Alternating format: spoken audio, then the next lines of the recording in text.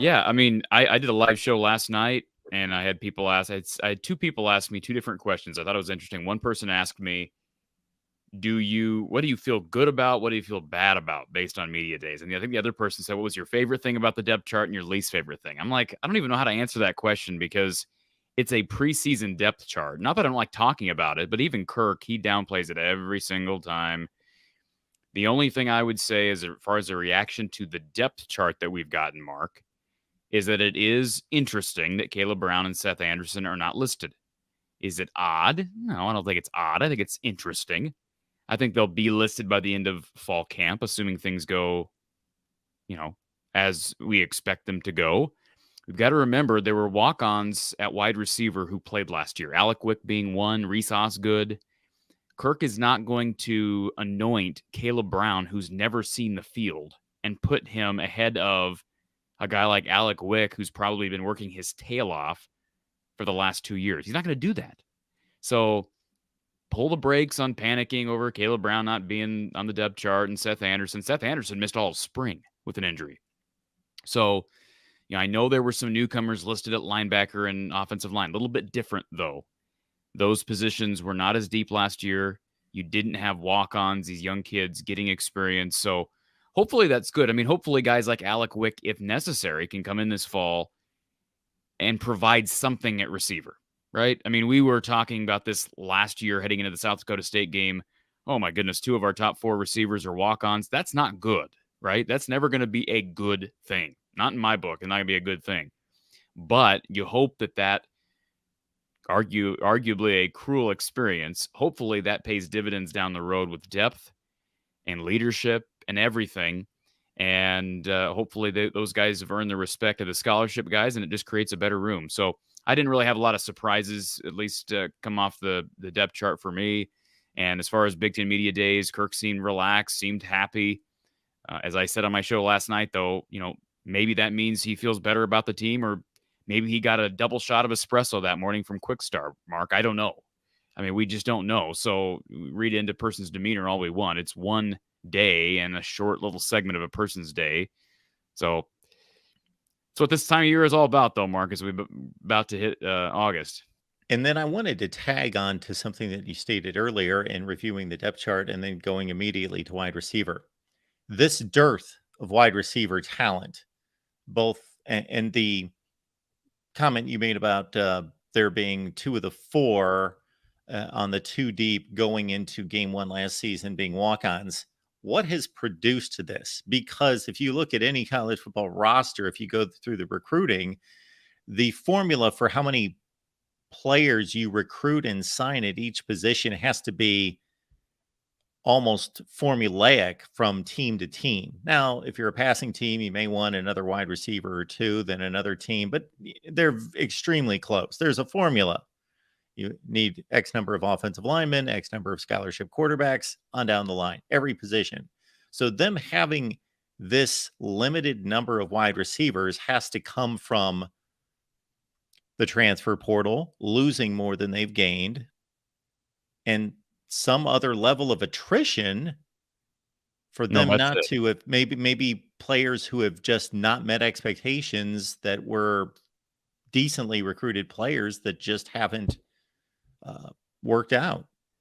Before we get to that, hey, Google, define dearth. I don't know what that means. Here's the definition of dearth: a scarcity or lack of something. Okay. Dearth. Only on the Mark Rogers show, folks.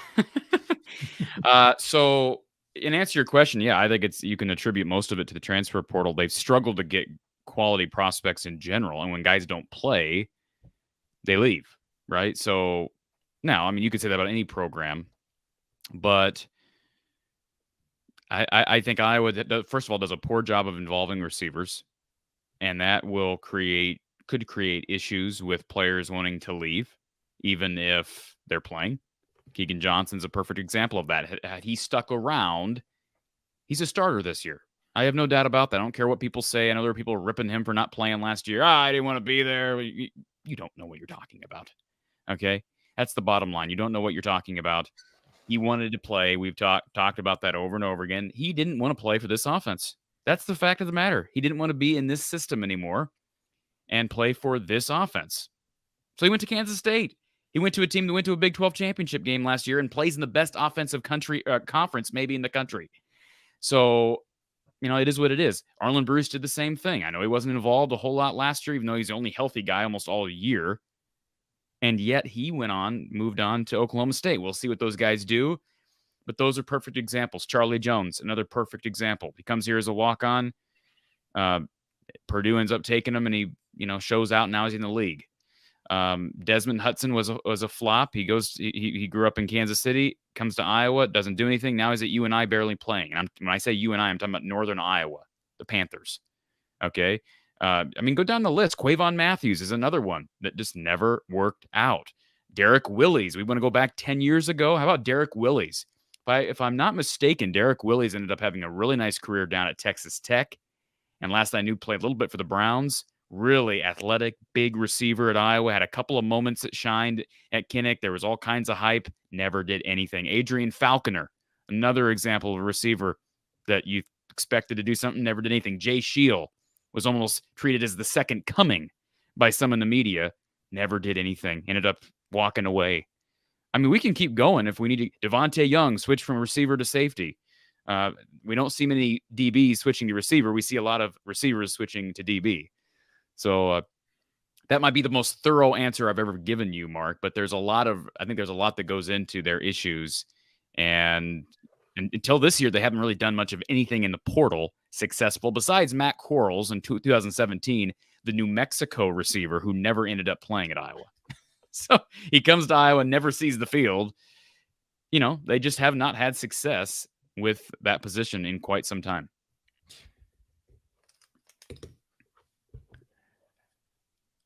Charlie Jones. Okay, I'm going to get off of this at some point, but good. He caught like 25 or 30 passes at Iowa, which just because he caught more passes and for more yardage at Purdue doesn't mean that you can have a run-oriented offense. If he was at Michigan, he would not produce the numbers that he produced at Purdue. That doesn't mean right. Michigan's not a better team and a better offense than Purdue. There are different styles. But did you in any way anticipate? So when they lost him, I thought this is a big loss, but more of he's arguably the best receiver, and he caught 25 passes or whatever the number was, 25 to 30 passes last year. And I just remember the first half of him tearing up one of the best secondaries in college football, Penn State, in the opening game. And suddenly, or Thursday night. Yeah, suddenly we're texting back and forth like Charlie Jones has 6 catches for 180 yards or whatever it was. It was just then every week that was kind of the running joke that we're texting back and forth. Charlie Jones has 8 catches in the first half for 120. It was just insane. Yeah. Well, here's what I'll say. When he initially entered the portal, what was it in June or July? It was pretty a late entry into the portal. I don't think I was thinking he's going to go off somewhere. But when he got picked up by Purdue, that was an indication to me that, maybe someone knows something I don't know, because Jeff Brom ain't taking some loser receiver out of Iowa unless he does know something we don't know. And sure enough, he did. And sure enough, he utilized him. So yeah, it's another example. Frankly, you look at some guys that have been to Iowa, and I'm not saying anything against Brandon Smith's decision to stay and Amir Smith Marsette's decision to stay. By the way, Tyrone Tracy's another one that ended up transferring before concluding his career in college, ended up going to Purdue. But as it relates to guys like Smith, Marsette, and Smith, I don't have any doubt those guys, if they transferred somewhere else, may have had more success somewhere else. Is there any doubt that Brandon Smith probably could have been a pretty darn good receiver if he was catching balls at Michigan? And maybe he wouldn't be good enough to see the field at Michigan, but he's a really athletic, big receiver, big hands, good, decent speed, not great speed, decent speed. Amir Smith-Marset had really good speed.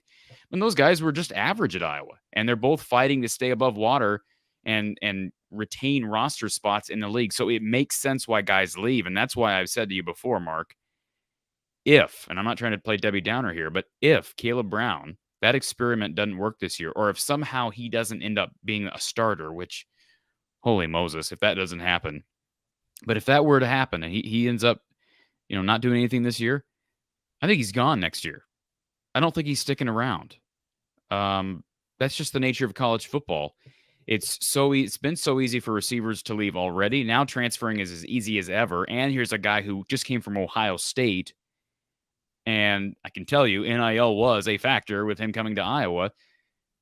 Unless there was some deal that he's got a multi-year deal with the NIL incentive involved here, why wouldn't he consider leaving if it doesn't work out? I hope it doesn't happen because they're going to be losing Ragaini next year. They're going to be with a really young crop of receivers. Maybe Seth Anderson will work out, but he's an FCS guy that we still haven't seen yet. So that's probably my biggest question. And this is consistent with our talk last night, Mark, because somebody asked me, what's the biggest storyline you'll be following in fall camp? They said, well, you think it's offensive line? No, not for me. And I think last year it probably was, maybe. But honestly, I don't know how you can go anywhere else but receiver right now. I just don't. They lose so much in the from the standpoint of Keegan Johnson and Arlen Bruce, but at the same time, those guys. I mean, Keegan didn't play almost all of last year. Arlen's production was minimal. You have a totally different quarterback, but the same system and the same offensive coordinator. You have an incentive to score more points, which would make you think that they're going to try to, make the passing game more volatile, involve the receivers more. There's so many different storylines within this. The only really experience they return is Ragaini and a little bit of experience from Deontay Vines. And I know there's I think it's a misconception out there that Caleb Brown and Seth Anderson are just upgrades because they got them in the portal. Well, one guy was wanted by a couple other Power Fives and one guy came from Ohio State. That's fine. But to play devil's advocate, Caleb Brown was not really playing at Ohio State. Seth Anderson has never played Power 5. He's never played FBS football. All right. And Iowa lost two guys to other Power 5 teams that have much better passing attacks than Iowa could even dream of. So I am still as excited as I am potential that the passing game can take a big step forward, in large part due to Cade McNamara. I am still very hesitant to assume that the wide receiving core is just so much better than it was last year. I don't know, and we'll probably never know because we don't know what would Cade McNamara have done with Arlen Bruce and Keegan Johnson and those guys, assuming Johnson would have been healthy. We'll never know that. I think the passing game will be better, but I think the wide receiver position will still be the critical position to follow this fall.